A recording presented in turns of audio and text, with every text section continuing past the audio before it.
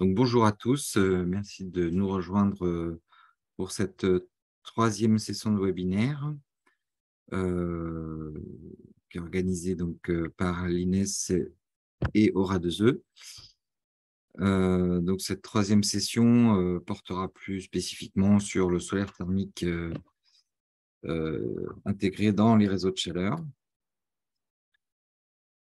Et donc, nous voici partis pour une petite heure d'intervention. On passe effectivement au niveau 3 de notre série de webinaires avec un sommaire voilà, où on va d'abord regarder quel est le potentiel du solaire thermique dans les réseaux de chaleur. Euh, Ensuite, on va voir un peu les étapes du montage d'un projet avec un exemple derrière d'un réseau de chaleur qui a été solarisé il n'y a pas très longtemps à Narbonne.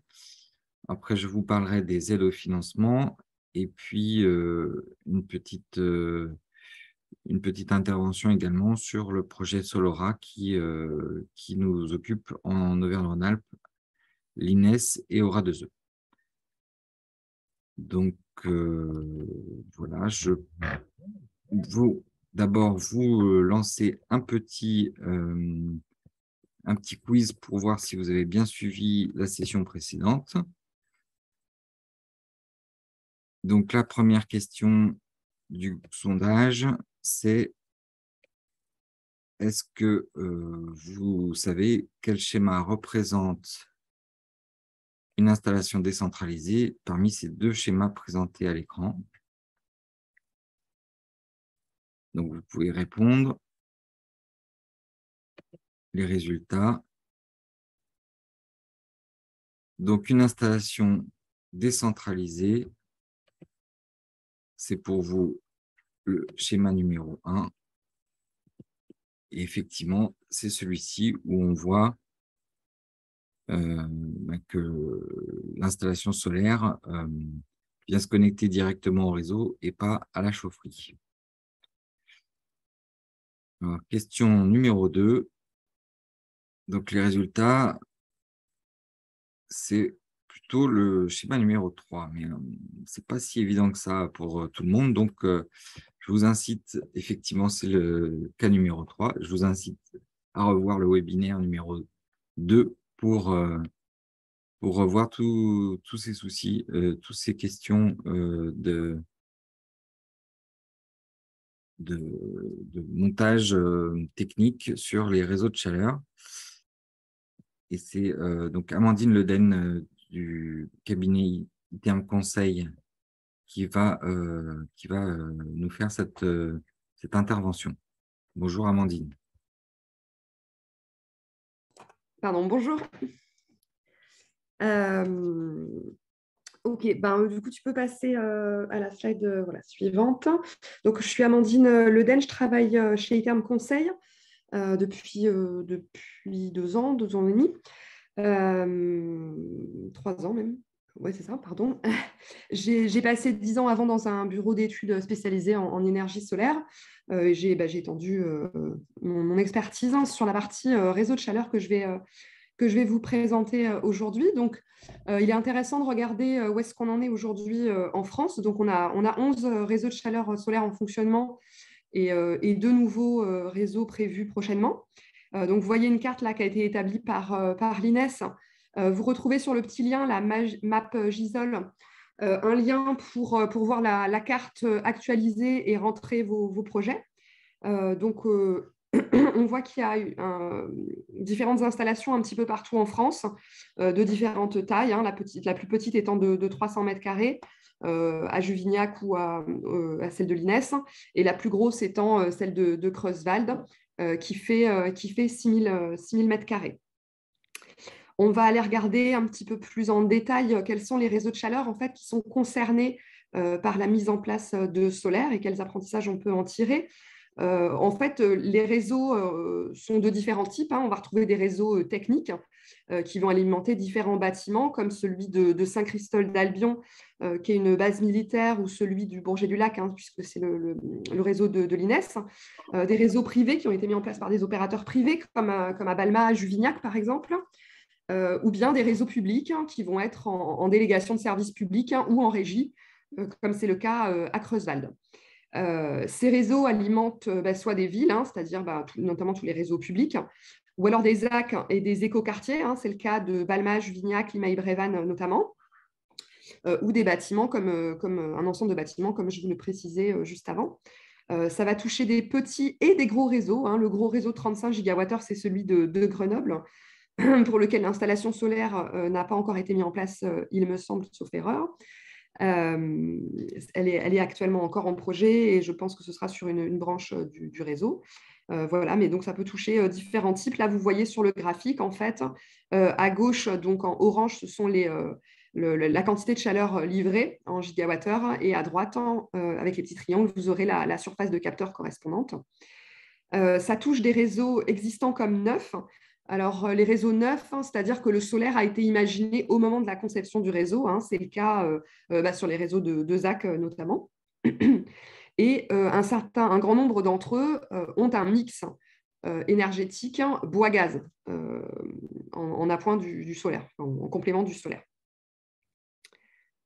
On va regarder maintenant pour la slide suivante quel est le potentiel en fait, de développement de ces réseaux. Nicolas, si tu peux passer au slide suivant. Voilà, merci. C'est une étude qui s'appelle, donc, c'est le schéma de déploiement national des réseaux de chaleur. C'est une étude qui a été menée en partenariat entre Viaceva, le groupe Manergie auquel j'appartiens, et la SNCU. Donc aujourd'hui, on a 800 réseaux de chaleur urbains hors réseau technique qui représentent 25 TWh de livraison de chaleur. Cette étude a montré que pour respecter les ambitions de la loi TEPCV, là, à 2030, il faudrait étendre et densifier les réseaux existants. Donc, plus de 260 projets ont été identifiés, et qu'il faudrait augmenter le taux ENR des réseaux à 70%. Donc, à partir de la base de données en fait, des réseaux existants, on a fait un petit calcul pour estimer quel serait le potentiel solaire sur ces réseaux, en utilisant un certain nombre de critères de sélection. Donc là, vous avez les critères de sélection bruts qui ont permis de trier la base de données, mais qui correspondent en fait à l'identification des réseaux les plus pertinents en première sélection. Donc, déjà, il faut aller cibler des réseaux d'eau chaude, donc avec de l'eau à moins de 210 degrés en basse pression. Des réseaux qui ont des besoins en été, c'est pour ça qu'on va aller chercher dans la base de données des réseaux qui ont des raccordements au résidentiel à plus de 20%, mais ça peut aussi être des hôpitaux, des EHPAD, enfin établissements de santé, donc des consommateurs estivaux d'eau chaude sanitaire, par exemple. Il peut y avoir aussi des industries. On va aller cibler aussi des réseaux qui ne sont pas actuellement équipés qui ne sont pas raccordés à des UIOM, donc c'est-à-dire des usines d'incinération sur lesquelles on effectue la récupération de chaleur. Alors pourquoi? Parce qu'en fait, il y a souvent de la chaleur excédentaire en été sur ces installations, et la chaleur est très peu chère, donc elle est peu compétitive en général avec le solaire thermique. Et puis, dernier critère, des réseaux à moins de 80% ENR, donc ça c'était pour la base de données, on a dit qu'il fallait, l'objectif était d'augmenter le taux ENR des réseaux à au moins 70%, donc on aurait même peut-être pu faire plus large. Voilà, donc à partir de ça, on a trié et on a estimé qu'il y avait 206 villes qui étaient concernés, 206 réseaux qui étaient concernés par ces premiers critères de sélection, et que ça représentait 8 TWh, donc 8000 gigawattheures. Qu'est-ce que ça veut dire si on fait une théorie en fait, pour implanter du solaire? Eh ben, ça pourrait représenter jusqu'à 1 million de capteurs. Alors, comment on calcule ça? Eh ben, on prend un rendement de réseau moyen de 90%. On estime que le taux ENR de la chaleur livrée, c'est 5%. Alors, c'est une hypothèse qui est volontairement conservatrice. Aujourd'hui, on voit que sur les petits réseaux qui ont été mis en place, et des réseaux comme Chateaubriand, on est sur des taux ENR, des taux solaires, des taux de couverture solaire de 5%. Donc voilà, c'est plutôt conservateur, mais enfin, au moins c'est protecteur. Et donc, une productivité solaire de 420 kWh par mètre carré par an. Cette productivité, elle va évidemment varier en fonction de où est-ce qu'on est sur le territoire et également de la température du réseau. Mais voilà, pour faire une petite étude macro, on va dire, ce sont les hypothèses qui ont été prises. Et donc, ça représente un potentiel de 1 million de capteurs à développer. Donc, on voit que c'est quand même assez énorme. Donc ça, c'est pour les réseaux de chaleur existants. Et maintenant, on va parler des réseaux de chaleur neufs. Que nous apprend cette étude de schéma directeur de déploiement? C'est qu'en fait, pour respecter les ambitions de la loi, il faudrait créer plus de 1300 projets. Donc, vous avez ici le découpage par typologie de projet ou de taille de ville. Et il faudrait que ces nouveaux réseaux aient un taux ENR de 80%. Et donc, sur le diapo d'après, on peut voir, en fait, on peut en déduire un potentiel solaire. Donc là, à nouveau des critères de sélection. Donc, on estime, voilà, j'ai estimé qu'il y avait à peu près 25% de nouveaux projets qui seraient éligibles à la mise en place de solaire, sur lesquels on trouverait une opportunité.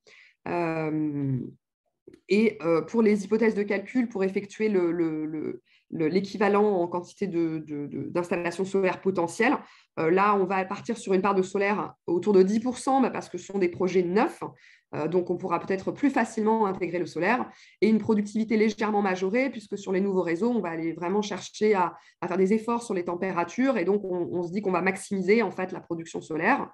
Et donc, ça va concerner plus de 300 projets et 4 TWh de chaleur livrée en réseau de chaleur. Et puis, ça a pour conséquence également là, un potentiel aux alentours de 1 million de mètres carrés de capteurs. Voilà ce que nous apprend un petit peu cette étude et le potentiel qui a été identifié pour le déploiement du solaire thermique sur les réseaux de chaleur. Voilà, j'en ai fini de ma présentation. Donc, je vous remercie. Si vous avez des questions, n'hésitez Et pas. voilà, est-ce qu'il y a des questions? Merci en tout cas, Amandine, pour ton propos introductif sur le potentiel du solaire thermique dans les réseaux. On voit qu'il y a du boulot, si je peux me permettre. Oui.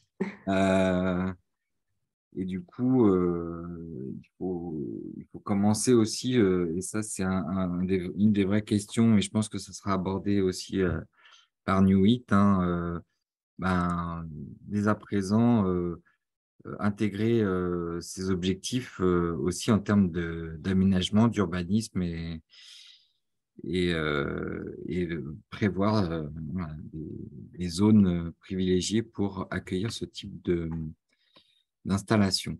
Oui, tout à fait. C'est un travail effectivement conjoint avec les collectivités qui doivent identifier un potentiel d'implantation et également des AMO qui les accompagnent pour que dans les schémas directeurs et les plans d'approvisionnement ENR pour les nouveaux projets, la solution solaire soit pleinement intégrée comme une énergie à regarder et à ajouter au mix énergétique. Ça fait d'ailleurs partie des choses qu'on travaille avec les agences d'urbanisme dans le cadre des travaux qui mènent sur les friches industrielles, aussi pour pointer ces zones comme des zones potentiellement de développement de solaire thermique. Donc, voilà, il y a des inventaires aussi de ces friches qui permettent d'identifier éventuellement celles qui sont les plus adaptés, les plus proches d'un réseau de chaleur pour éventuellement en favoriser la reconversion vers cet usage-là. Pour l'instant, je ne vois pas beaucoup de questions, donc je vous propose qu'on garde les questions pour la suite et puis on reviendra vers Amandine si besoin. Et du coup, vous avez ses coordonnées si vous avez besoin de questions. Voilà, de compléments. Et je vous propose maintenant de partir dans le dur avec le montage d'un projet qui nous est expliqué par Alexandre Baquet. Est-ce qu'Alexandre, tu nous entends? Oui, moi je vous entends. C'est bon pour Et vous on aussi? s'entend également. Donc, on va Parfait. pouvoir enchaîner et puis on reviendra aux différentes questions qui se posent à la suite de cette première intervention. Très bien, merci beaucoup Nicolas. Entrons dans le dur, comme tu le dis. J'espère que ça sera quand même un voyage agréable, même si effectivement on a prévu pas mal de véhiculer pas mal d'informations dans ces quelques slides en condensé. Donc j'irai volontairement assez vite sur certains points, mais au moins vous aurez les informations sur les slides et puis on devrait avoir le temps de réaborder quelques sujets dans le temps d'échange de questions-réponses à la suite des différents sujets. Donc pour ma part, Alexandre Baquet, je suis responsable du développement chez Newit, leader sur le solaire thermique et fournisseur de chaleur décarbonée et sans combustion. Donc nous, chez Newit, nous concevons, finançons, construisons et exploitons nos centrales de chaleur renouvelables pour voilà, fournir à nos clients des solutions intégrées qui leur permettent de réduire leur exposition au gaz et donc de disposer de chaleur renouvelable à un prix compétitif et stable dans le temps. Donc, un projet solaire de A à Z de manière, encore une fois, assez accélérée. On l'a décomposé en 6 étapes clés dans la vie d'un projet de solaire thermique. Des étapes qui sont donc les étapes amont, les étapes 1, voire étape 2, plutôt portées typiquement par les collectivités territoriales qui portent la compétence des réseaux de chaleur et donc de toute la stratégie territoriale qui va avec. Et puis donc les étapes 2 et puis ensuite surtout 3, 4, 5, 6, plutôt portées par des développeurs de projets type Newit. Donc si on entre donc dans la première étape d'études d'opportunité, souvent intégrées au niveau des schémas directeurs qui sont réalisés par les collectivités territoriales donc, pour bâtir leur stratégie énergétique sur leur territoire. Cette slide, en fait, elle fait grandement écho avec ce qui vient d'être présenté par Amandine, où on rappelle vraiment les critères d'opportunité clés pour vite identifier dans quelle mesure le solaire thermique peut être pertinent sur un territoire donné et pour un ou des réseaux de chaleur donnés. Donc, tout d'abord, avoir une consommation toute l'année, y compris l'été, pour minimiser le déphasage entre les consommations et les temps de production du solaire. Donc, les consommations d'été, ça va être l'eau chaude sanitaire dans le résidentiel, dans le tertiaire. Et puis, on peut aussi trouver des consommations de chauffage l'été pour certaines applications particulières au niveau des piscines municipales ou si on relie des clients industriels avec des process donc, qui auraient des besoins en chaleur l'été. On l'a vu, il faut travailler sur un réseau en eau chaude. L'enjeu de la baisse des températures sur le réseau est un enjeu très fort dans le solaire thermique. Chaque degré gagné sur la température retour augmente la performance du champ solaire et donc augmente la pertinence technique et économique d'un projet solaire sur réseau de chaleur urbain. Il faut aussi que ce réseau ne dispose pas en base d'excédents d'énergie renouvelable et de récupération en période estivale qui viendrait en compétition avec le solaire thermique. Donc, typiquement, si on est sur un réseau déjà raccordé à une unité de valorisation énergétique, une UVE qui disposerait de chaleur surcapacitaire et un prix très compétitif l'été, du coup, ça viendrait en compétition avec le réseau de chaleur, avec le solaire thermique, pardon. Et donc, ça ne serait pas forcément pertinent. Et puis, le dernier point, le sujet du foncier, qui est un sujet important pour tout développement de nouvelles ENR, et ça l'est également dans le domaine du solaire thermique, même si on dispose de très bons rendements techniques, ce qui fait que la part de foncier mobilisé par gigawattheure d'énergie produite est très, très compétitive par rapport à d'autres ENR. Toujours est-il qu'il faut déjà avoir une idée des terrains disponibles et bien sûr de leur surface par rapport au dimensionnement qu'on envisage pour le réseau de chaleur. Donc typiquement, on le verra un peu plus tard, on vise tout ce qui peut être friche, terrain pollué, et puis sinon, on le verra dans les PLU, tout ce qui va être zone U ou AU, typiquement. Voilà, donc les bonnes pratiques, vérifier que le solaire thermique a bien été étudié dans le schéma directeur, parce que parfois ça passe trop vite à la trappe. C'est quand même une technologie encore assez assez nouvelle et assez complexe à aborder. Donc, bien vérifier que ça a bien été étudié dans ces études amont d'opportunité. Que ensuite, si pertinence il y a, le solaire thermique soit bien intégré dans le projet de création ou de développement du réseau de chaleur, donc bien intégré au cahier des charges pour la consultation, pour la création donc, ou le développement d'un réseau de chaleur. Et puis, on rappelle ici, encore une fois, hein, que mettre en place une centrale solaire thermique, c'est aussi un moyen de travailler de manière encore plus concrète, puisqu'il y a d'autant plus un enjeu sur la baisse des températures sur les réseaux et donc sur l'amélioration de manière globale du rendement d'un réseau de chaleur. Donc, si on passe à l'étape suivante, donc, qui est l'étude de faisabilité technico-économique, ici, on va rentrer vraiment dans les premiers détails du dimensionnement, hein, donc type avant-projet sommaire, pour donc, dimensionner notre centrale solaire thermique.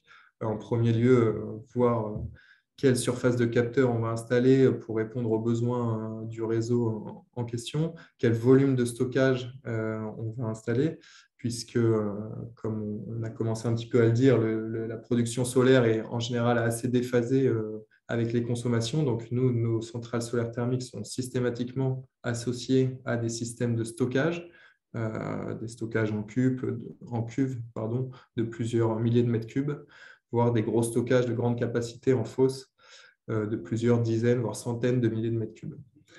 Au stade de l'APS, on va rentrer plus en détail dans le lieu d'implantation de la future centrale thermique, quelles sont les contraintes environnementales, techniques liées au terrain. On va commencer à étudier tout ce qui va être autorisation environnementale et réglementaire. Point très important, évaluer l'intégration de la centrale thermique dans le système réseau de chaleur urbain, comment tout ça va s'articuler, comment on va piloter et comment on va intégrer tout le contrôle commande de notre centrale solaire thermique par rapport au système d'exploitation du réseau de chaleur pour à nouveau vraiment tirer le maximum en termes de performance de notre centrale thermique. Et puis, à ce stade, bien sûr, établir un budget et un planning prévisionnel et puis étudier le montage contractuel approprié pour intégrer le projet de centrale thermique au projet de réseau de chaleur urbain. À ce stade, on va également rechercher les sources de financement. Donc, sur les projets de solaire thermique, on s'appuie, de grande dimension, on s'appuie principalement sur l'appel à projet de l'ADEME dédié aux grandes installations de solaire thermique. Donc, c'est à partir de 1500 mètres carrés de capteurs. Donc, on y est très largement sur les centrales que nous, on développe chez Nuit. Pardon. On fait également appel à des fonds de soutien régionaux, hein, au cas par cas, qui viennent compléter le fonds chaleur. Et puis, par contre, aujourd'hui, la partie centrale thermique n'est pas éligible au C2E pour les réseaux de chaleur urbains, enfin pour l'application sur le réseau de chaleur urbain. Donc, on ne peut pas cumuler en plus de tout ça des C2E. Et à ce stade, donc, on va également signer un protocole d'accord avec le délégataire. Donc, s'il est déjà choisi, le délégataire désigné par la collectivité, si on est en phase de consultation, avec un ou plusieurs candidats pour reprendre la délégation de service public. Et donc, on contractualiser un protocole d'accord qui va définir à ce stade donc, les conditions techniques et économiques de notre contrat de fourniture de chaleur de Nuit vers donc, le délégataire futur opérateur du réseau de chaleur, et où on va préciser en particulier les priorités d'enlèvement de la chaleur solaire, le niveau d'enlèvement mutuel minimum. Hein, il faut que chacune des parties garantisse un volume minimum sur l'année. Et puis, on va se mettre d'accord aussi sur des températures de retour maximum, puisque ça va venir impacter les performances de notre champ solaire. Donc, la partie suivante, donc une fois qu'on s'est mis d'accord sur ces points-là, donc on a dimensionné le projet et mis au point donc, les bases de notre contrat de fourniture de chaleur, on va s'attaquer au développement à proprement parler du projet. Développement en premier lieu donc, sur la partie sécurisation du foncier. Hein. L'enjeu ici, c'est donc de bien sécuriser un foncier donc, qui peut provenir du domaine public, donc en accord avec la collectivité. Donc, il y a différents moyens d'intégrer la collectivité du coup, ensuite dans les projets, notamment on ouvre, nous, la possibilité aux collectivités de rentrer au capital de nos sociétés projets, ce qui permet donc de partager la création de valeur sur le territoire avec les collectivités. Mais on peut aussi aller très bien, nous, en tant que développeurs, chercher du terrain sur propriété privée. Et donc, il s'agit de sécuriser des promesses de bail à ce stade. Il y a toute la partie aussi vérification technique hein, sur la partie foncière également, donc relevé topographique, déclaration de travaux à proximité des réseaux, tout ce qui est DT, des ICT. Bon, je passe assez vite là-dessus. Études de sol, hydrogéotechnique, on va aussi caractériser le sol pour notamment définir par exemple la solution pour la structure de fixation de nos panneaux. Est-ce qu'on est sur pieux battus? Est-ce qu'on est sur des semelles béton, etc. Et puis donc toute la partie urbanisme où là on va venir travailler de manière très rapprochée avec la collectivité territoriale pour bien sûr bien travailler sur le foncier à cibler pour nos projets. Donc, encore une fois, on va plutôt viser des zones U urbanisées ou AU à urbaniser. Voilà. On peut éventuellement travailler aussi sur des zones N naturelles ou A agricoles. Mais bon, ça demande un petit peu plus de travail, notamment souvent donc le besoin de modifier le PLU, donc en accord avec la collectivité territoriale, ce qui complique bien sûr un peu plus le développement du projet. Pour continuer sur la partie développement, donc sur le slide suivant, on aborde les sujets autorisation environnementale. Donc là, petit rappel, une installation solaire thermique n'est pas une ICPE. Nous sommes par contre bien sûr soumis à permis de construire. On peut être soumis à études environnementales à partir de 40 000 m² de surface projetée au sol de nos capteurs. Donc aujourd'hui, on n'a pas encore atteint ce stade sur nos centrales, mais il faut bien avoir ça en tête, hein, l'évaluation environnementale avec ce que ça implique, donc l'étude d'impact 4 saisons, donc sur un an et enquête publique. Et puis, il faut bien sûr anticiper toutes les autres études et autorisations possibles en fonction des caractéristiques du site, en fonction donc, des contraintes qu'on peut avoir sur la loi sur l'eau, tout ce qui va être environnemental, SNIEF, etc., les contraintes patrimoniales, archéologiques, et puis tout ce qui va être PPRI, PPRT. Donc tout ça, il faut compter environ 12-18 mois d'instruction selon les cas de figure. Une fois qu'on a passé cette étape, on va donc venir cadrer notre relation contractuelle. Donc nous, en tant que fournisseur de chaleur et donc le preneur de chaleur qui est donc l'opérateur du réseau de chaleur. Donc là-dessus, on repart sur les bases du contrat de fourniture de chaleur qu'on avait établi à l'étape 2. On va venir les préciser en fonction des modifications qui ont pu avoir lieu sur le projet, notamment lors de la phase de développement, la phase 3, et donc affiner ces conditions. Les points les plus importants à prendre en compte donc dans le cadrage contractuel, on en a un petit peu parlé, hein, c'est de bien cadrer les performances du productible solaire qui varient en fonction du paramètre que nous ne maîtrisons pas côté champ solaire. Ce sont donc les températures de fonctionnement du réseau. Donc là, il faut bien se mettre d'accord sur une plage de température de retour sur lesquelles on peut se mettre d'accord sur nos garanties de performance. Le productible solaire varie aussi en fonction des besoins du réseau. Donc là, dans notre contrat de fourniture, on va imposer ce qu'on appelle un take-or-pay, donc un minimum de chaleur enlevée par l'opérateur du réseau. pour que on puisse, nous, avoir la certitude de pouvoir valoriser un minimum de chaleur solaire produite sur l'année et donc sécuriser notre plan d'affaires. Et puis, le productible solaire, il varie également en fonction de l'ensoleillement, tout bêtement.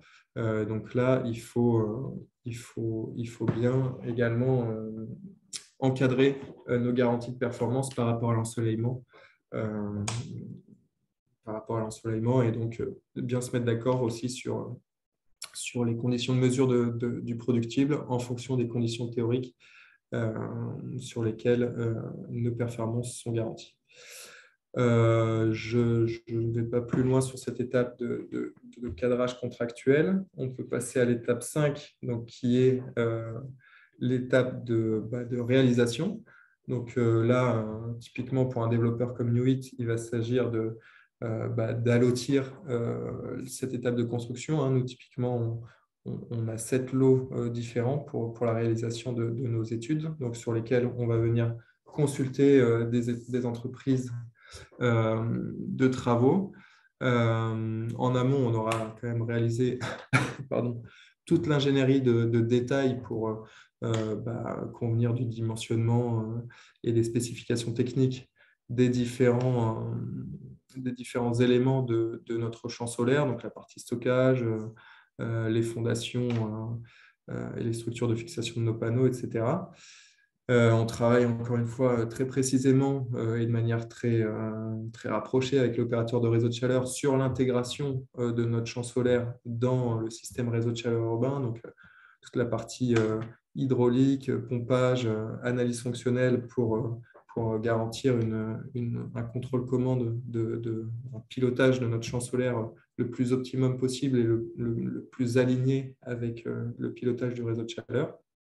Et puis, donc, comme je le disais, consultation des entreprises sur les différents lots que l'on définit, et puis réception des ouvrages, avec vérification des performances des différents éléments, etc.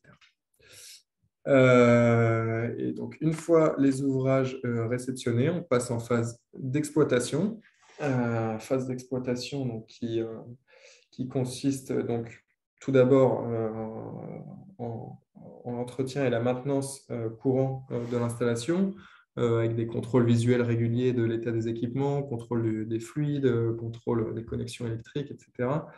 Vérification de la conformité de l'installation au niveau des compteurs pour garantir le comptage et la facturation qu'il faut pour ce qui est délivré de notre champ solaire. Et puis l'entretien, c'est assez classique, l'entretien du terrain et des accès, puisque voilà, il y a quand même une végétation qui pousse sur nos champs solaires. Donc tout ça, ça s'entretient. Une partie importante et sur laquelle Nuit vraiment apporte une vraie valeur ajoutée, c'est le télésuivi des installations. Donc là, il va s'agir de faire la mesure du production solaire, de contrôler tous les différents indicateurs et mesures par rapport aux valeurs modélisées en fonction des paramètres qui bougent, de l'irradiance solaire, des températures retour, de la consommation côté réseau. Et donc là, Nuit a développé tout un tas d'outils dédiés au solaire thermique et au système de stockage pour réussir à piloter finement ces champs solaires qui sont quand même un petit peu plus difficiles qu'une grosse chaudière gaz ou une grosse chaudière biomasse à piloter, avec, comme je le disais, tous ces paramètres qui évoluent de manière continue. Et donc, une force de frappe en modélisation très, très importante qui nous permettent de piloter au mieux nos installations et de venir chercher ces derniers points de performance de nos centrales solaires. Et puis, dernier sujet en phase d'exploitation, c'est tout ce qui va être suivi contractuel et réglementaire. Donc, suivi contractuel, en premier lieu, le contrat donc, de fourniture de chaleur qui nous lie avec l'exploitant du réseau de chaleur urbain.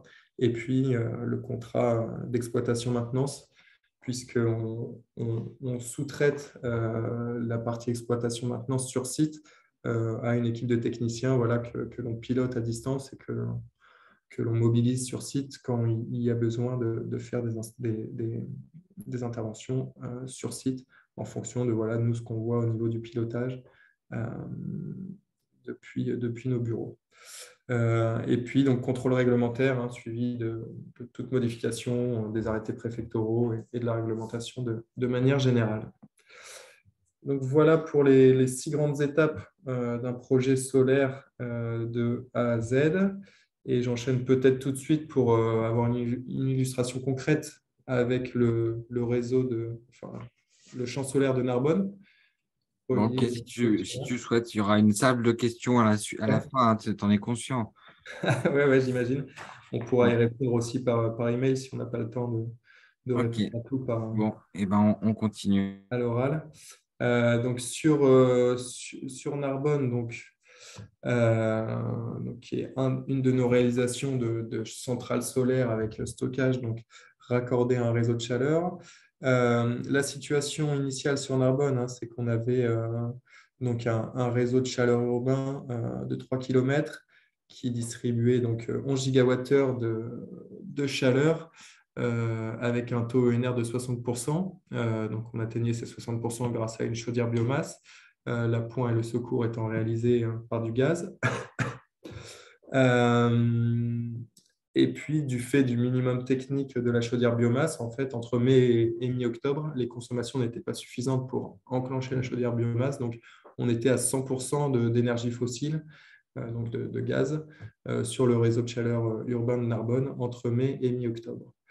Donc, l'enjeu, hein, c'était déjà donc, de verdir de manière générale la production de chaleur sur ce réseau, hein, dépasser les 60% de ENR, et puis surtout de trouver une alternative au gaz sur les mois estivaux.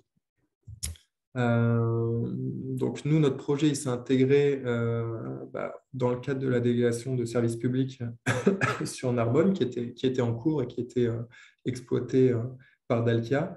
Et plus précisément, notre projet il s'est intégré dans un projet d'extension, donc en cours de délégation de services publics, projet d'extension du réseau de 2 km pour raccorder 1,5 gigawattheure de besoins supplémentaires.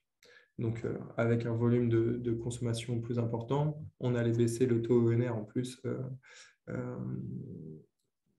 d'autant.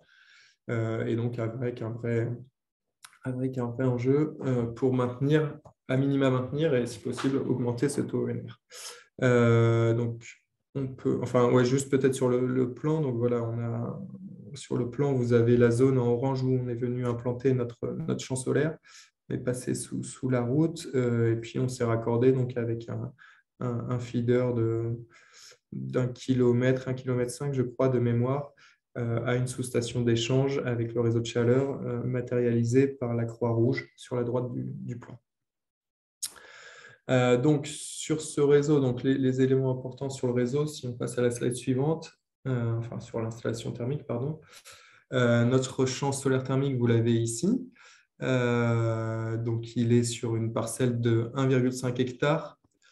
Mais voilà, on aurait pu un petit peu réduire, hein, c'est juste que la parcelle était taillée de la sorte. Vous voyez, notre champ solaire ne couvre pas l'intégralité de ces 1,5 hectares. Et puis vous voyez donc la cuve de stockage ici en blanc qui fait 1000 mètres cubes. Vous aurez les chiffres clés sur la slide suivante. La centrale, donc, elle a été mise en service en septembre 2021. C'est aujourd'hui la deuxième plus grande centrale solaire thermique de France connectée à un réseau de chaleur urbain. La particularité de cette centrale, c'est qu'elle est connectée en bout de branche du réseau. On n'est pas relié à la chaufferie du réseau, mais on se connecte bien directement sur une branche de distribution du réseau de chaleur, ce qui implique pour nous d'être en chauffage. Donc, c'est-à-dire que toute la chaleur qu'on produit, elle est directement à la bonne température de consigne. On n'envoie pas une chaleur à une température inférieure qui serait ensuite réchauffée en chaufferie en aval. On distribue vraiment de l'énergie, on est en mode chauffage, donc distribution d'énergie à la bonne température de consigne demandée par le réseau. Donc vous voyez sur le graphique la couverture solaire en orange par rapport aux besoins du réseau en bleu. voilà, avec un taux de couverture de quasiment 100% l'été. Donc, Nuit ici est venu concevoir, développer, réaliser, exploiter et financer la centrale thermique avec donc les aides des subventions ADEME et Région Occitanie. Et donc, on a contractualisé un contrat de fourniture de chaleur avec Dalkia sur 25 ans. Donc, les chiffres clés, là, je vais passer assez vite, hein, mais pour vous donner un ordre de grandeur, donc sur cette centrale, on a 3200 mètres carrés de capteurs solaires, ce qui correspond environ à 3 mégas de puissance installée et 2,3 gigawattheures par an de chaleur livrée au réseau. Donc finalement, hein, le taux ENR global avec l'extension du réseau, non seulement il n'a pas baissé, mais en plus il a augmenté. Hein. On est à aujourd'hui plus de 70% de taux ENR sur le réseau, dont une petite vingtaine de pourcents fournis donc, par notre centrale solaire couplée au stockage thermique. Voilà, je vais... Ah oui, et puis bon, quand même, en termes de prix de chaleur, donc c'était aussi une solution tout à fait intéressante pour la collectivité, hein, puisque le fait d'importer cette chaleur solaire sur le réseau de chaleur urbain a permis de baisser globalement le prix de chaleur sur le réseau. Et en plus, on aime bien le répéter, hein, nous, la chaleur solaire, elle est stable à environ 70%. On a une part fixe d'environ 70%. On est exposé à l'inflation qu'à hauteur d'une trentaine de pourcents et sur des indices tout à fait classiques reflétant l'inflation sur les coûts de main-d'œuvre. On est totalement indépendant d'un indice gaz, donc totalement indépendant de l'évolution des prix du gaz. On a juste une toute petite part du prix qui est indexé environ 5 à 10%, qui est indexé sur l'électricité pour couvrir nos consommations électriques de pompe. Mais voilà, ça reflète une toute petite part de notre prix de chaleur. Voilà. Je vais m'arrêter ici. Et puis on pourra rediscuter des points qui vous paraîtront utiles lors de nos échanges. On a quelques autres slides sur le montage contractuel et puis un petit résumé des retombées pour la collectivité territoriale, mais je vous laisserai regarder ça sur les slides à tête reposée. Merci Alexandre pour cette double présentation. Alors, comme tu imagines, il y a beaucoup de questions. Alors, notamment, on va parler de stockage. Oui. Comment le stockage est dimensionné. Alors, je te les fais toutes, comme ça tu pourras répondre à tout en même temps. Comment est-ce qu'il est isolé? Est-ce qu'il peut être enterré ou semi-enterré? Et puis, sur le stockage, je crois que c'était à peu près tout ce qu'on avait comme question. Voilà. Est-ce qu'on peut augmenter la part de solaire thermique en augmentant significativement le stockage aussi? Très bien, très bonne question. Je me lance, du coup, c'est bon? Oui, je te laisse répondre. D'accord. Alors effectivement, donc le stockage, il est dimensionné un peu selon les besoins du réseau. Hein. Ça dépend de pas mal de choses, comment on s'intègre sur le réseau, si on fait du chauffage, si on fait juste du préchauffage, et puis ensuite il y a un point de température en aval, quel taux de couverture on vise, etc. Donc nous, en général, quand on cherche surtout à couvrir les besoins estivaux et puis faire un peu de complément en mi-saison, en général, ça correspond à environ 20% de la couverture du mix énergétique sur l'année grâce au solaire et au stockage. C'est en général l'optimum technico-économique que l'on a quand l'objectif est de couvrir essentiellement les besoins estivaux. Et donc, on va dimensionner notre champ solaire et notre cuve de stockage en fonction. Par contre, on a des projets, on a aussi des exemples de réalisation au Danemark notamment, où le champ solaire peut couvrir entre 50 et 100% des besoins sur les réseaux de chaleur via effectivement des stockages plus importants, de plus grande capacité. Et donc là, on va typiquement partir sur des stockages, donc non plus de quelques milliers de mètres cubes, mais plutôt à partir de, on va dire, 70 000 mètres cubes jusqu'à plusieurs centaines de milliers de mètres cubes. avec des stockages en fosse, donc des stockages enterrés qu'on appelle des pit storage, donc stockage en fosse, qui vont nous permettre donc de travailler avec un volume de stockage beaucoup plus important et donc de faire véritablement du stockage intersaisonnier, donc non plus du stockage journalier comme on fait avec la cuve où on va stocker en gros en journée et déstocker la nuit. Là, avec du stockage intersaisonnier, on peut effectivement stocker tout l'été et déstocker l'hiver et donc couvrir facilement plus de 50% des besoins du réseau. Donc, ce sont des stockages enterrés. C'est des technologies qu'on connaît bien. On travaille beaucoup avec nos partenaires danois sur le sujet.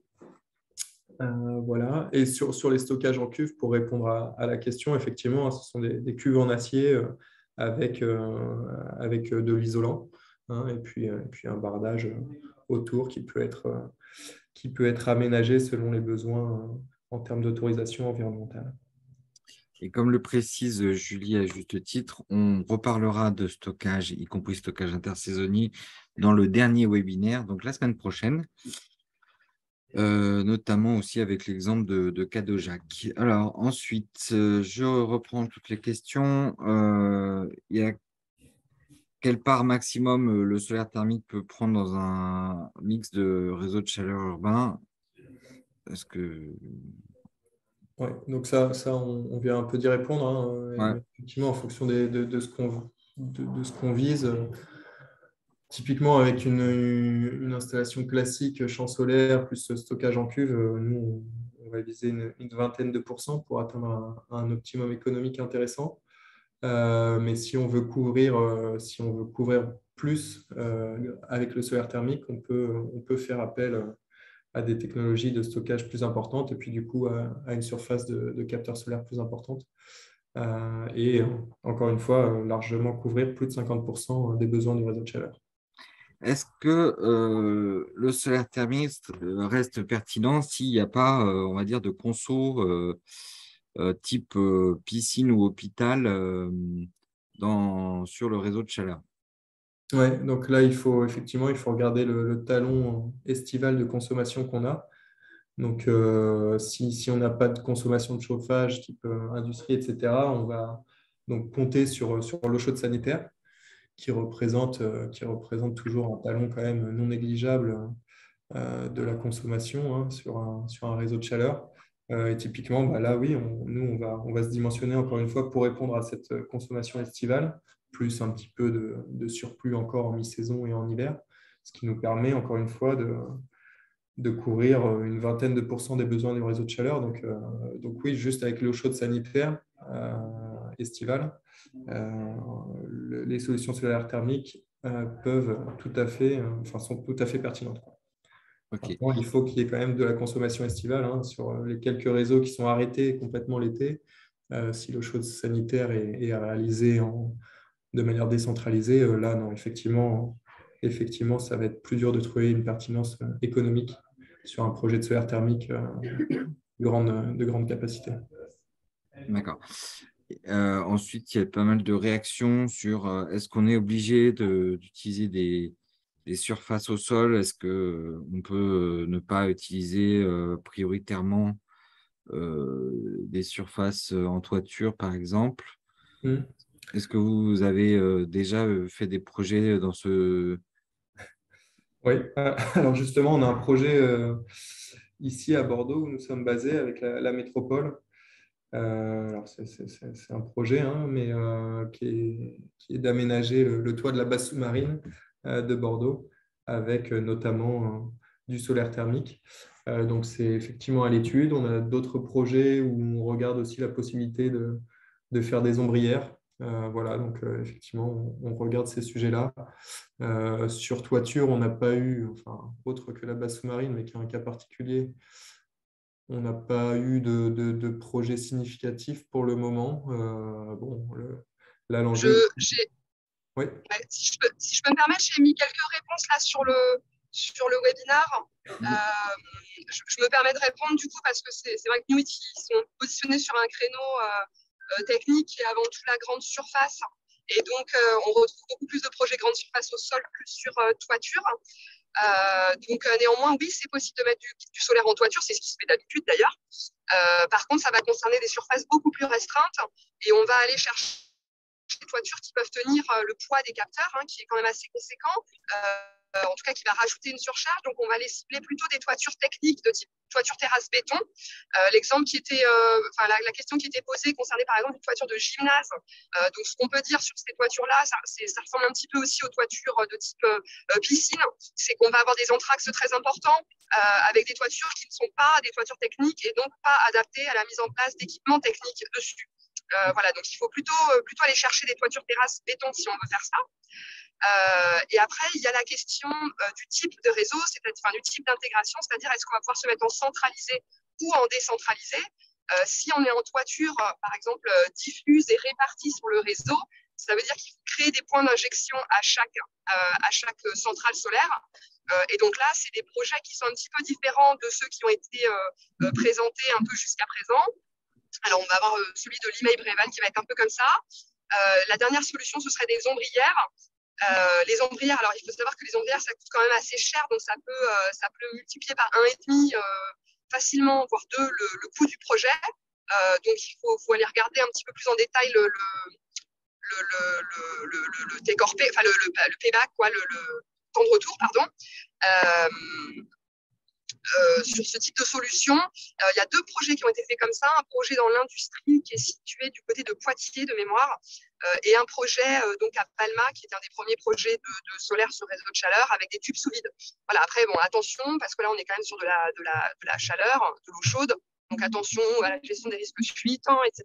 Bon, voilà, donc ça pose plus de contraintes que les champs au sol. Et on met moins de surface d'un coup. Voilà. Merci pour ces précisions, Amandine. Et puis, n'hésitez pas à revenir vers les intervenants pour des compléments. J'avais une question aussi sur quel est le temps de retour brut de l'installation à Narbonne. Je ne sais pas si ça se dit, ça, c'est le genre de choses. Le temps de retour brut, alors on calcule, on ne raisonne pas forcément sur cet indicateur. Non, je ne l'aurai pas en tête. En tout cas, nous, on a nos exigences de rentabilité en interne pour pouvoir sortir les projets. Avec cette rentabilité cible qu'on vise en interne, on a pu, encore une fois, proposer un prix de chaleur compétitif dès la première année pour le réseau de chaleur de Narbonne. Donc, ce qui a conduit à une baisse du prix de chaleur pour les abonnés sur le réseau. Donc, compétitivité dès l'année 1 et surtout stabilité qui va encore plus se faire sentir dans le temps, puisqu'encore une fois, on est tout à fait indépendant de l'évolution du prix du gaz. Donc, le réseau de chaleur de Narbonne est en partie, pour la partie ENR, donc la partie solaire thermique et la partie biomasse, complètement indépendante des évolutions du prix du gaz. D'accord. Est-ce que si je peux me permettre une réponse complémentaire sur les temps de retour. Nous, sur les projets qu'on a étudiés, tout type de projets confondus, on va se retrouver facilement, je préfère être honnête, à des projets qui auront des temps de retour entre 10 et 15 ans, ce qui est donc quand même largement inférieur à la durée de vie de l'installation. Ça, c'est en phase de faisabilité, bureau d'études indépendant, pas dans un schéma effectivement de vente de chaleur où là, les coûts sont sûrement optimisés et je ne les connais pas, je connais pas leur structure tarifaire, comme l'expliquait Nuit. Donc, il ne faut pas s'étonner de retrouver des temps de retour entre 10 et 15 ans. Et évidemment, ces temps de retour, ils dépendent largement du prix du gaz qu'on prend en hypothèse. Donc, effectivement, si vous prenez des scénarios avec des prix tels qu'actuellement sur 25 ans, on va se retrouver avec des temps de retour beaucoup plus faibles. Mais bon, voilà, c'est des ordres de grandeur auxquels on peut s'attendre. Ce qu'il faut bien voir, c'est qu'il y a les avantages en fait, de mettre du solaire. C'est plutôt d'aller regarder la stabilité et la part de prix stable dans le temps qu'on va avoir. Parce qu'en fait, aujourd'hui, la problématique, elle est d'avoir de fortes incertitudes sur l'évolution des prix des énergies et qui pèsent donc lourdement sur les réseaux de chaleur, surtout ceux qui ont des taux ENR pas très élevés. Donc, c'est vraiment ça qu'on va aller chercher. C'est plus de la stabilité, un prix connu plutôt qu'un prix très bas. Ok, merci. Bon, je vous propose qu'on enchaîne, puisque après, du coup, Alors, effectivement, le montage contractuel NOIT, vous aurez les diapos de toute façon qui vous seront envoyés à la fin. Comme il est déjà midi, eh ben, je vous propose qu'on enchaîne sur le reste, notamment les aides financières. Alors, notamment, on a préparé des éléments sur la région Auvergne-Rhône-Alpes, mais il y a des aides financières qui sont nationales, donc vous pouvez retrouver aussi ces mêmes éléments ailleurs. Évidemment, la première des choses, c'est les études de faisabilité, si la collectivité le souhaite, ou le cas d'un schéma directeur réseau qui intègre aussi une étude de faisabilité euh, solaire thermique, c'est faisable et c'est finançable jusqu'à 70% selon les cas par l'ADEME. Il y a un guide de rédaction, guide à la rédaction des cahiers des charges qui existe, qui permet d'adapter évidemment le périmètre de l'étude à ce qui vous convient en termes y compris de faisabilité technique, mais aussi de montage financier derrière. Il faut évidemment, pour que le projet soit financé par l'ADEME, que le bureau d'études fasse l'objet d'une formation sur le solaire thermique de réseau, tel que pratiqué par l'INES, plateforme formation et évaluation, ou qui puisse attester d'une compétence équivalente. Sur les investissements maintenant, vous avez donc des dispositifs, notamment le fonds chaleur de l'ADEME, encore une fois, qui permet donc au niveau régional d'avoir accès à des financements pour des surfaces inférieures à 1500 mètres carrés ou une puissance utile inférieure à 700 MWh par an. Il y a des conditions d'éligibilité qui sont importantes, notamment que les besoins estivaux soient à minima de 15% des besoins totaux, que la production se situe entre 10 et 20% des besoins, sauf si le taux de NR existant déjà sur le réseau de chaleur est supérieur à 85%. Une température de retour de 65% maximum. Donc, c'est aussi en réponse à la question de est-ce que si on a une température retour de 70%, c'est possible? Oui, c'est possible, mais il y a la question voilà, du financement du fonds chaleur derrière. Une productivité qui est supérieure à 400 kWh par mètre carré par an, ça c'est pour la région nord, puis 450 kWh par mètre carré par an pour la région sud et 550, je crois, pour la région Méditerranée.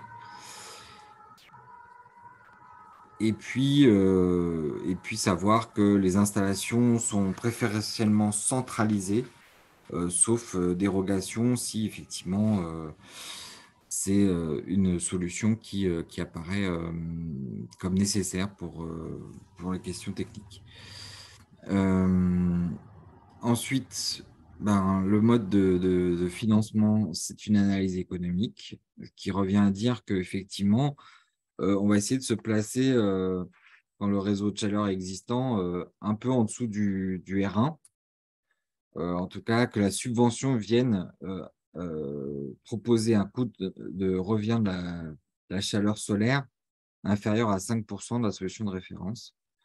Vous avez en petit tableau qui rappelle les aides forfaitaires pour le mégawattheure solaire utile qui vous donne une idée, mais voilà, il faut se dire que ça ne sera jamais supérieur à ce niveau-là.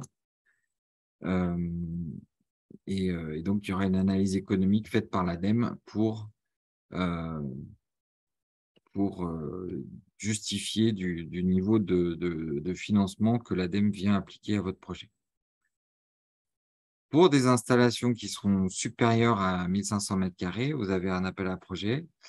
Alors, un prochain dépôt possible, alors j'ai vu passer l'info, mais je ne sais plus quelle est la date de la prochaine échéance.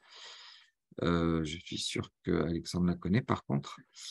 Donc, c'est un appel à projet national pour le coup, hein, pour les grandes installations. Et puis, on est à peu près à la 30 novembre 2022. Merci pour la réponse. Avec un taux de NR ciblé sur le réseau de chaleur qui sera financé à hauteur de 65-70%. Et puis, l'obligation de faire un schéma directeur réseau de moins de 5 ans pour l'instruction du projet. Alors voilà, si on regarde les précédentes éditions hein, de cet appel à projet, alors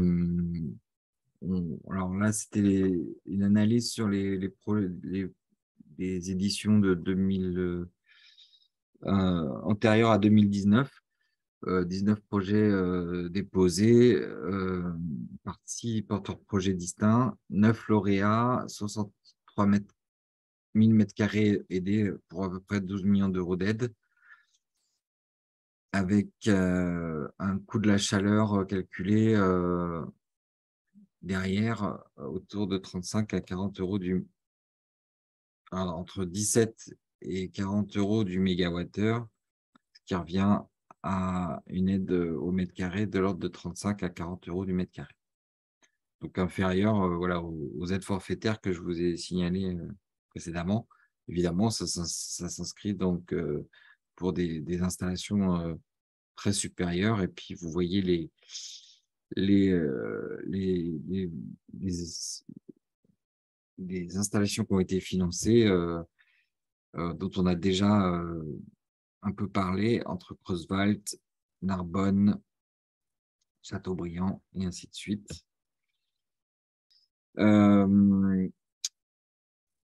Et puis, du coup, je vous parle rapidement de notre initiative Solora, dans laquelle s'inscrit cette série de webinaires, hein, qui est une initiative conjointe d'Aura 2E et de l'INES avec le soutien de la région Auvergne-Rhône-Alpes pour développer le solaire dans les réseaux de chaleur. Avec l'objectif numéro 1, c'est de créer des références en région Auvergne-Rhône-Alpes. On voit qu'on n'en a que quelques-unes pour le moment et on essaye d'en créer de nouvelles. Donc, il y a des pistes très sérieuses de futurs projets là, qui vont démarrer avec l'INES d'un côté et Aura2E de l'autre pour accompagner les porteurs de projets, les maîtres d'ouvrage. Et puis derrière, été à capitaliser aussi sur ces projets. Le deuxième objectif, c'était de développer et diffuser une boîte à outils. On a notamment des outils de capitalisation d'opérations qui a été développé dans le cadre d'un projet européen qui s'appelle SDH P2M, qu'on valorise. Un outil de dimensionnement simplifié qui a été développé par le CEA et qui est diffusé par des formations UNES notamment qui s'appelle Enersim. Un travail sur les politiques d'aide publique et la fiche FEDER en fait partie. Et puis, des outils d'aide en ligne à la décision gratuits qui sont en cours de développement, notamment donc l'outil Terristory, qui vise à permettre d'identifier les zones de friche, les zones favorables, on va dire, à les grandes toitures, des zones favorables au déploiement de centrales solaires thermiques et qui seront superposables avec le développement actuel des réseaux de chaleur et qui permettront ainsi de juger de l'opportunité de se plonger sur ce sujet-là. Troisième objectif, c'est de faire émerger une filière. Donc, on a des rendez-vous assez réguliers avec les professionnels et les maîtres d'ouvrage qui sont intéressés par ce sujet-là. Le prochain rendez-vous, c'est un séminaire qu'on organise le 25 novembre à Grenoble, donc sur les réseaux de chaleur performants. Et donc, il y aura un atelier spécifiquement sur les ENR thermiques, comme le solaire thermique, co-animé par les Danois et par Julie Rudy. Voilà, on essaie de mettre en place cette animation de filière. Et puis, dernier objectif, c'est aussi favoriser l'acceptabilité, faire aussi comprendre que si on veut atteindre nos objectifs énergétiques, il va falloir décarboner de façon massive les réseaux de chaleur. Et ça passe aussi par le solaire, parce que les autres filières ENR ne pourront pas tout faire à elles seules. Il faut aussi intégrer le solaire thermique dans les réflexions à cette échelle-là. Rapidement sur l'outil Enersim, voilà, c'est un outil de dimensionnement gratuit qui est accessible à tous, je crois maintenant. Je laisserai Julie compléter s'il y a des questions là-dessus. Un autre outil que l'INES a mis en place, c'est l'outil Pixel qui permet pour des futurs projets d'aménagement, voilà, de simuler l'opportunité du solaire thermique dans les réseaux de chaleur, dans dans une version en ligne gratuite ou une version papier qui permet de donner des bases de dimensionnement et de rentabilité. Des formations de l'INES, je n'ai pas les dates, mais il faut aller se renseigner rapidement sur le site de l'INES pour les prochaines dates de formation sur à la fois les grandes installations solaires thermiques, réseaux de chaleur et process, et qui est plutôt destiné aux porteurs de projets et concepteurs. Et puis sur l'intégration de solaire thermique dans les réseaux de chaleur, donc plutôt dédié aux bureaux d'études et concepteurs. Les bureaux d'études ont besoin de cette formation pour faire des études de faisabilité notamment. Quelques sites pour aller plus loin et puis une vidéo que je vous invite à regarder sur le réseau de chaleur de Vorep si vous voulez voir du solaire en ombrière, du solaire thermique en ombrière, c'est la vidéo qu'il vous faut, puisque ça avait l'air d'intéresser certains intervenants, certains participants. Voilà. Je regarde s'il y a des questions auxquelles Julie, qui est à l'affût, n'aurait pas répondu, mais je vois qu'elle a fait du bon boulot. Donc, du coup, on va pouvoir clôturer cette session en vous remerciant tous d'y avoir pris part. Et on vous donne rendez-vous pour la dernière session qui sera plus voilà, tournée vers le stockage, vers d'autres applications aussi plus techniques ou plus technologiques du solaire thermique. Le stockage intersaisonnier en fait partie, mais voilà, vous aurez un peu le nec plus ultra de ce qui se fait sur le solaire thermique dans le prochain webinaire. Merci en tout cas aussi aux intervenants d'avoir joué le jeu et d'avoir bien répondu à toutes les questions. Et puis, vous retrouverez les liens et les liens pour le replay et les supports très bientôt par mail. Donc, je vous souhaite un bon appétit et je vous dis à la prochaine session.